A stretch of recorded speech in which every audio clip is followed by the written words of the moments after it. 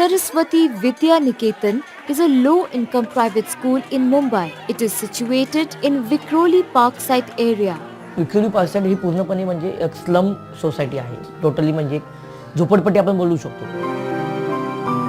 या ठिकाणी प्रत्येकाचे पालक हे पोटे भरण्यासाठी जातात कामधंद्यावर. आई जाते कामाला, वडील कामाला, फक्त मुलंच अभ्यास करतात. त्यामुळं आपल्या शाळेची मुलं आहेत ती एकदम गरीब वर्गातली मुलं आहेत. घरात त्यांना फॅसिलिटीज हा प्रकार आपण बोलू शकत नाही. आता सध्या फक्त मोबाईल्स आहेत पालकांकडे, काही तेवढेच. बाकी त्यांना फॅसिलिटीज घरात नाही मिळत. The schools in this area are cramped due to lack of space and cannot afford high quality technology and human resources.